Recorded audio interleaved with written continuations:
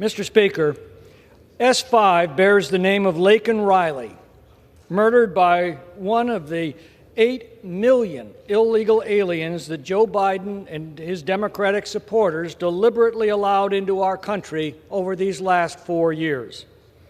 In Laken's case, the murderer was paroled into this country through a shocking abuse of that power. He was repeatedly arrested for theft and other crimes in sanctuary jurisdictions, and each time released back onto our streets. Just months before he murdered Laken, he was arrested for theft. But ICE couldn't take him into custody because of the Biden-Harris administration's policies that shielded such monsters from arrest and deportation. This measure, first introduced by Representative Mike Collins, would require ICE detention for illegal aliens who were charged with, arrested for, or convicted of any burglary, theft, larceny, or shoplifting offense.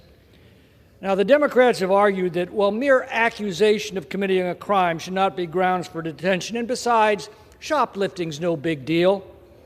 Well, they ignore the fact that every illegal alien is currently required to be detained by current law throughout the pendency of their asylum claims. The Democrats have thumbed their noses at this law for the past 4 years. Their excuse is that they are prioritizing detaining more dangerous offenders. Well, this bill does exactly that, yet they still oppose it. During his first term, President Trump proved that the president, on his own authority, can secure our borders. President Biden proved that a president who's determined to make a mockery of our immigration laws can willfully open our borders to the most violent criminals, terrorists, gangs, and cartels on this planet, and then use the Democrat sanctuary laws to protect them. This national nightmare ended at noon on Monday. But what of future presidents? This bill assures that what happened to Laken Riley cannot happen again should another Joe Biden disgrace the presidency.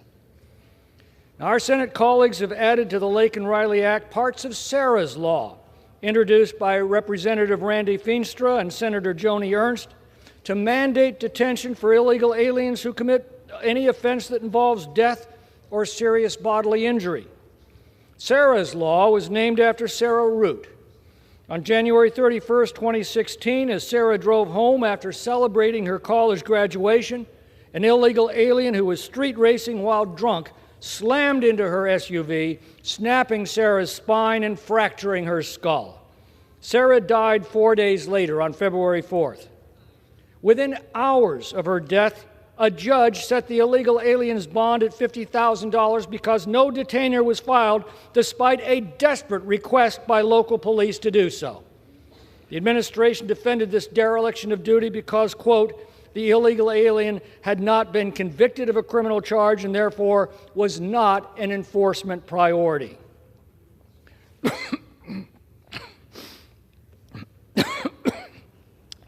S5 closes this loophole by requiring detention for illegal aliens, like Sarah Root's killer, excuse me, who are arrested for, charged with, admit to, or are convicted of any crime that resulted in someone's death or serious bodily injury. In addition, this bill includes elements of Representative Jeff Van Drew's Detain and Deport Illegal Aliens Who Assault Cops Act, which passed the House last year and applies the same mandate for those who assault law enforcement officials. Now, this bill would also allow states to bring a civil action against derelict federal officers who refuse to enforce immigration law. This was first introduced by Representatives Dan Bishop and Chip Roy in the Sue for Immigration Enforcement Act. That bill also passed the House twice as part of the Laken Riley Act. That bill was also killed by Senate Democrats last year.